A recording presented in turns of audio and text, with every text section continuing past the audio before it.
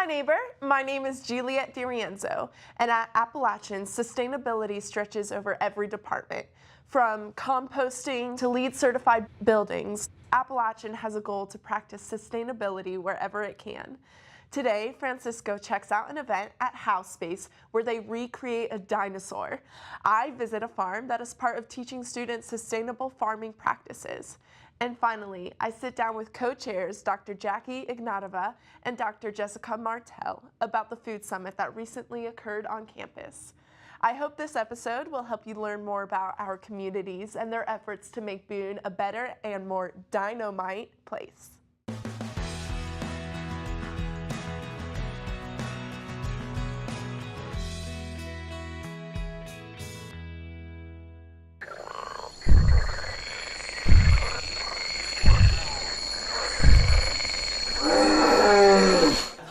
I'm here at the House Space with Lauren Waterworth. Can you tell me a little bit about what we're doing here? Well, we are here launching fundraising for Archie the AIDA SOAR. Archie the AIDA SOAR. Who is Archie? Well, this is Archie back here. He is a North Carolina native, a Triassic reptile that was discovered by our own Dr. Andy Heckert in the Department of Geological and Environmental Sciences. It was found in eastern North Carolina down near Sanford. Wow, okay. And what do we plan to do with Archie? Well, we have collaborated with the Department of Art in their advanced sculpture class to create a life-size model of Archie, and we are hoping to raise money to have him cast in bronze so that he can be on permanent display in the rock garden outside of Rankin Science. That would be an amazing sight to see. Now, can you tell me a little bit about the sculpture we have here today? Yeah, so this sculpture is made out of plasticine clay and actually has an interior of foam, so he didn't get too heavy.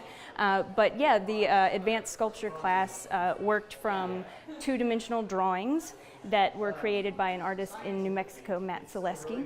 And so they converted those drawings, and I know Travis Donovan can tell you more about the technology that was used to make that happen. But yeah, they sculpted this model. Here's what we have. We are tickled to death with Archie, the AIDA SOAR. All right. Has Archie been up to anything lately? I've seen he's been around campus a bit. He's been around campus. He lives primarily in the art department in their sculpture studio. He had a little debut on Halloween for Boone Boo, and in getting him into the building, he was loose out on Howard Street for just a little while and interacting with the public. So. That sounds a little frightening. I'm here at the House Space with Dr. Andrew Heckert.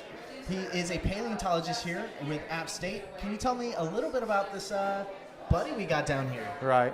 So this guy is a life reconstruction, we would call it. This is a hypothesis, a fleshed out sculpture of what an animal that I helped name in 2015 it would look like. This is an animal that's called an AIDA. That's the general group of animals, so that's very similar to like dogs or cats.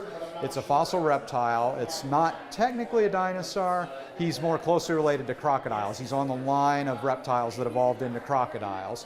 What we found was about 20 armor plates. These are 3D prints of some of the armor plates we found, and we were able to use these plates to determine that it was an entirely new genus and species of AIDA. So my research team, we named this animal Gorgetasuchus.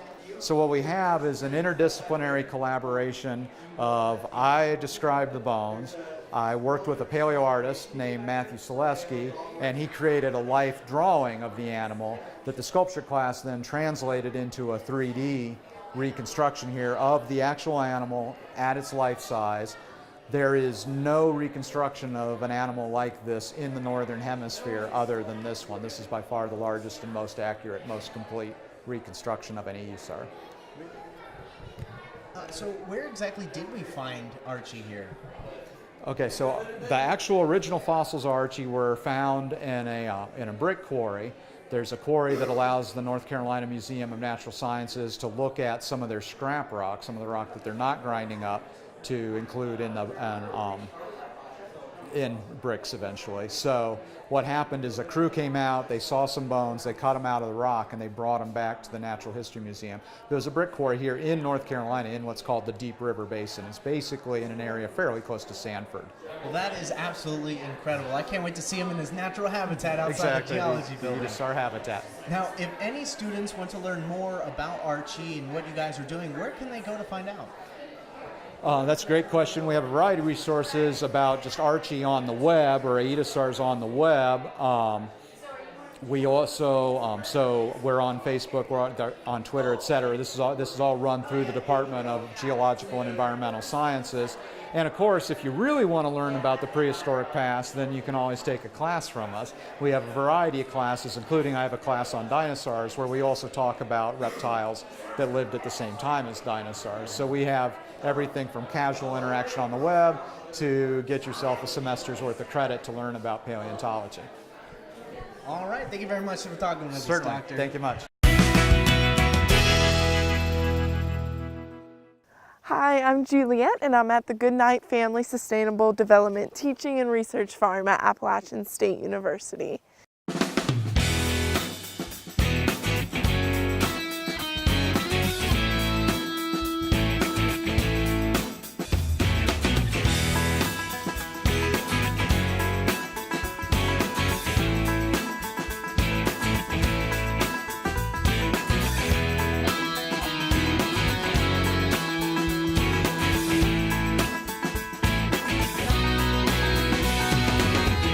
Today I'm on the self-guided walking tour with a couple of Appalachian State University students, where we're just walking around and looking at the different plants growing. Here actually we have some broccoli that they're going to be harvesting, and we actually have some blackberries starting to grow over here.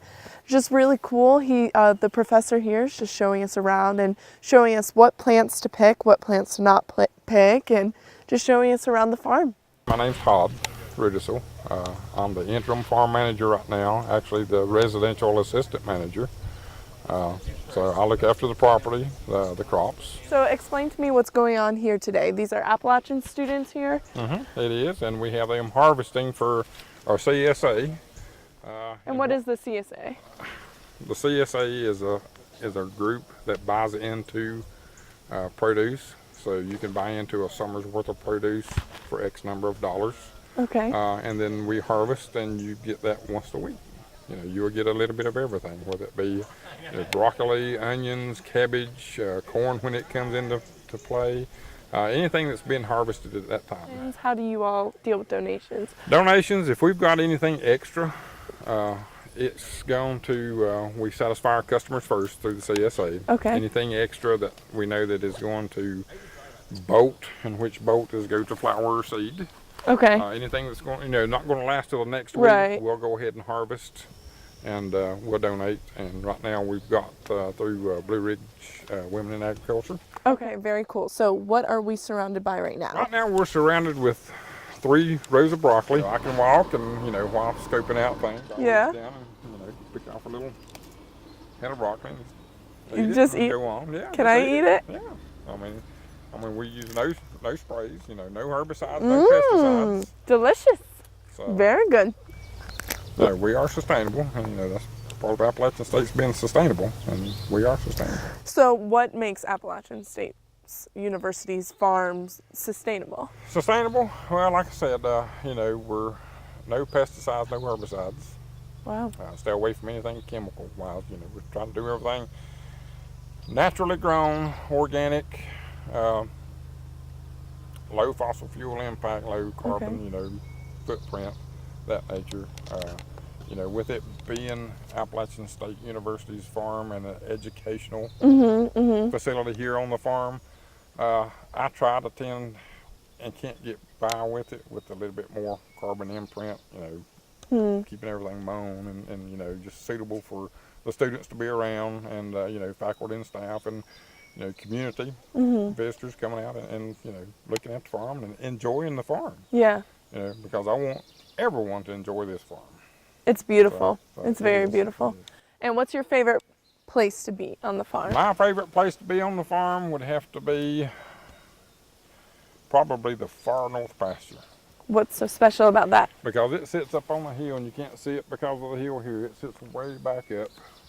And when you go to the top of it, I mean, you see everything, mountain ranges. Oh, well, Todd, thank you so much for joining me today. You're welcome. On October 28th, Appalachian hosted the High Country Food Summit. The theme for the summit was Dynamic Traditions, Resourceful Communities. I'm here with co-chairs Dr. Jackie Ignatova and Dr. Jessica Martell to speak about what the Food Summit was all about. Thank you all so much for coming on today. Thanks, Juliet. Of course, of course. So first off, tell us a little summary about the Food Summit. What was it? So the Food Summit is an event that has a long history. It's a partnership between Blue Ridge Women in Agriculture and originally the Sustainable Development Department, of which I'm a part. I'm faculty there. And so it started in 2004. There was some years in between last year's Food Summit of 2016, but the idea is to bring community together. So it's a space to have important conversations about how we can strengthen our local food system. And so the event draws a wide range of people. That includes students, farmers, chefs, faculty, and community members that are interested in food. And so this last Saturday, we had 120 attendees and a full day of events starting with keynote Ronnie Lundy and Shelley Cooper, which Jessica will talk about, and talking about Appalachian foodways, and an afternoon talking about ways in which we can reduce the problem of food waste through better food recovery and food distribution. How interesting. How did you all choose your speakers at the summit? Well, it actually started after I was irritated by a Washington Post article. It was actually back in March of 2016. And the headline, it was just sort of buried in the food section, but that's where I like to read a lot. And the headline was, "The Next Big Thing in Regional Cooking, Humble Appalachia." I got irate. The story itself actually is wonderful and very interesting, but the title suggested a kind of lingering misunderstanding about the truth of this region. Now, I've only been at App State, this is my second year, and I've only lived in Appalachia for about 3 years, but I'm very smitten with this region, and I absolutely love its charm. And I think to market it as humble still is to harken back to earlier misconceptions about it as a place in which, you know, hillbillies, like, I think that Interesting. I see what you're saying. It sort of conjures this, these misunderstandings about, you know, Appalachia as being a place of the Beverly Hillbillies, Sure. of the war on poverty, of deliverance. And so we wanted to find a speaker that, if Appalachian food was going to become the next big thing, we wanted to have a critical speaker who could actually really tell us, contextualize this moment for us. So we chose speaker Ronnie Lundy. Ronnie Lundy is the James Beard winner for the Best American Cookbook of the Year. So she right now is the holder of, or she has written the best cookbook according to the Oscars of Food. And she's also an extremely intelligent and wonderful thinker about the region. So she, so our theme actually came after we invited Ronnie to speak. Okay. We were very lucky because she won the award just after we invited her, so we got very lucky, which is wonderful. So her book is called Victuals. It's spelled Victuals, but it's pronounced Victuals, which is a word that means provisions. And it's a kind of narrative, photographic journey of the region. But what I loved about it was that it's not just a recipe of collection of Appalachian food. It's actually a sort of very interesting history, which I think presents Appalachia as what it fundamentally was in history, a crossroads, a place of mixed traditions and influences from all over. I think what we wanted to do with the first part of that theme, Dynamic Traditions, was to show that Appalachian Foodways is a representation of how dynamic the history of Appalachia has always been. It's never been a place of isolation and backwardsness. It's always been a place in which people are interchanging, exchanging ideas, interchanging food, goods, farming practices, foodways, that kind of thing. And of course, resourceful communities. You know, she does a wonderful job in this book of highlighting the ways in which things like preserving, canning, proper farming techniques, Sure. build and create kind of local prosperity for mountain communities. How interesting. What was your favorite part about the summit? Oh, mine? Sure. Any of Oh yours? my goodness. It was definitely having so many wonderful people all in the same place, from farmers and students and restaurant workers and cookbook authors. Our other keynote speaker was Chef Shelley Cooper, who is featured in Vittles. She was an incredible and wonderful perspective on kind of the future of Appalachian foodways. And so to have her in conversation with farmers from this area who are looking to source the restaurants of the future, I think that was maybe my favorite part, was watching them get to do their, be themselves and do their job, and letting a bunch of people network. And Jackie, what is your favorite part about the summit? Well, I would say that one of the things that's really special about the summit, I've been co-organizing the summit for 2 years now, is the kind of energy that that summit can create when you have the right people together. Shelley Cooper was noting, and I noted as well, that the audience was really intergenerational. We had people from 18 to 90 in the room, and everyone was so excited about the topics and wanting to learn more. And I noted that many people were saying that they were inspired, and that's exactly what we're hoping to achieve. I also want to note that last year's food summit, which was Seeding Community Resilience, we had conversations around agrobiodiversity conservation with keynote Jim Bedidow, who's an anthropologist at Western Carolina University and of the Appalachian Institute for Mountain Studies.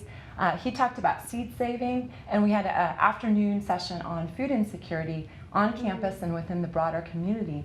And what is exciting is that we were able to create a space to facilitate conversations that helped advance a food pantry on campus in the Office of Sustainability to help address food insecurity, as well as the opening of the Watauga and Ashe County seed libraries as part of this partnership with Jim Bedidow. So we're hoping that with the energy that we've created through bringing people together in such a way that we can perhaps address problems of food waste and encourage people to revive these Appalachian traditions that Jessica mentioned. How interesting. Well, thank you all so much for coming on the show today. It was truly a pleasure. Thank you for having us. Of course. If you want to see the full food summit, you can go and check it out on watchattv.com. I hope you had a wonderful time discovering the dinosaur coming to campus, exploring the Goodnight Research Farm, and learning about the Food Summit event. And if you want to see more High Neighbor content and extras, check out our Facebook and YouTube at AppTV.